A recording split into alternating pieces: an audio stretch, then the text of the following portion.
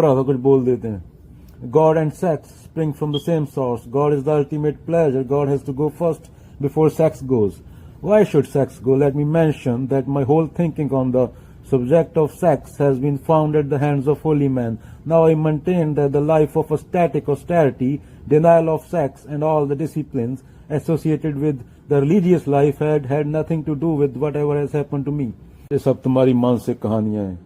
Sex छोड़ दो, marijuana P low, enlightenment मिल जाएगी, 60 रुपए दो बाबा को, बाबा सीटी बजाएगा, उसकी आवाज सुनो, मंत्र पड़ेगा कोई. You have been fed on that rubbish, and I am not in any way compelled to disillusion you. You can delude yourself that smoking marijuana or preaching sexual freedom is sure path to selfhood or samadhi. The fact that you are violating both moral injunctions and legal codes of conduct is a matter between you and your society. Social attitudes may be changing, but your actions are still considered to be antisocial. Your guru has given you the license and cover, so you don't feel guilty or immoral or impure. Similarly, those aspiring starlets who have sex on what they call in Hollywood the casting couch with the producer director to get a part in his film also feel superior to professional bitches or whores. They get away with that because they belong to glamorous profession. I have no moral position. Are you happy? Who amongst you is happy? You, your girlfriend, your wife, or your boyfriend, everybody is unhappy. Don't forget that actions, your actions, affect everybody in the society. Everybody is miserable. एक रंडी रिक्शे से उतरी, एक रंडी Mercedes से उतरी. रंडी तो रंडी है ना. इस सोसाइटी में इज्जत पाना सबसे बड़ा डकोसला है. किसकी इज्जत पाएगा भाई? वो भी तेरे तरह कंडीशन है जो घूम रहा है, ज़ॉम्बी है वो. उसकी खुद की सोच है कुछ अपने पास? वो कबीर है क्या घूम रहा है जिसकी बात सुन रहा है, या बाबा नानक है, या बुद्ध है? सबको अपनी स्टोरी पता है. क्या आता है स्टोरी में? डाइपर आते हैं, 2 बच्चे आते हैं, शादी आती है, 40 साल की नौकरी एक ऑफिस में. आदमी नौकरी के लिए पैदा हुआ है ना. किसने बोला है नौकरी के लिए पैदा हुआ है? 40 साल ऑफिस में बैठने के लिए. उसमें 4 गुरु की बातें सुन ली, 4 मंत्र पढ़ लिए, अपने आप को महान समझ लिया है, मैं मेरा, 4 चीजें इकट्ठी की, एंड में मर गया, भैंसे वाला ले गया. भैंसे वाले से मेरा मतलब काल है. पूरा मानसिक ढर्रों में जीते हैं हम. किसी के मानसिक ढर्रे अलग हैं. एक का भूत पेड़ पे बैठा है, एक का पताल में है, दूसरे के भूत के सिंह हैं, तीसरे का भूत सुंदर है, मेकअप करके है. यही है हमारी. गॉड के बच्चे होते हैं जो खेलो खेलना है. जहां का गॉड होता है वहां की भाषा बोलता है. गॉड आके सेक्स करता है, बच्चा पैदा कर देता है. गॉड को जोकर बना दिया, जीनी बना दिया अल्लाह दीन का. वो निराकार था अहम ने. अभी गॉड का शब्द यूज करते भी मतलब डर लगता है. वो मतलब सत्य है. सत्य के साथ नहीं खेल सकते तुम.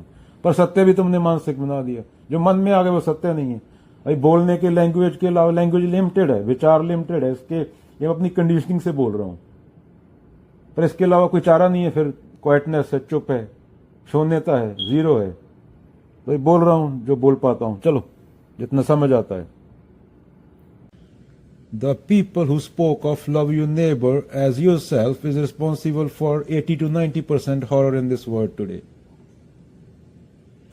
इंसान को इंसान की तरह देखना था. इंसान के पास बोध है, विजडम है.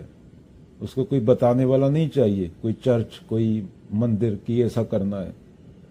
जिनके नाम पे बना है वो बोल के गए हैं, उनको पढ़ो. उन्होंने भी ये बोला कि हम पे बिलीव मत करो, अपना खोपड़ यूज करो. मर्सिडीज वाली रंडी भी रंडी है, और रिक्शे वाली रंडी भी रंडी है, और तेरी सोच में भी रंडी है.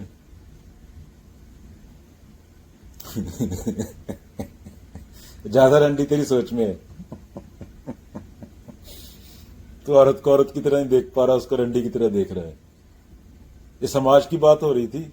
औरत का एग्जाम्पल दिया था. वैसे सोसाइटी का रंडापा, समाज का रंडीपन.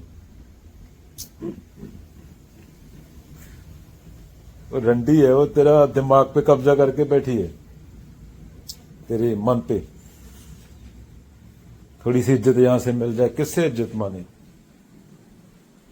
जिन लोगों को इज्जत की परवाह थी वो, उनको कोई पूछता है क्या? समाज से इज्जत के सहारे आदमी जिएगा, वो तो मरा हुआ है ना. फिर वो समाज का भी वापस ले लेगा.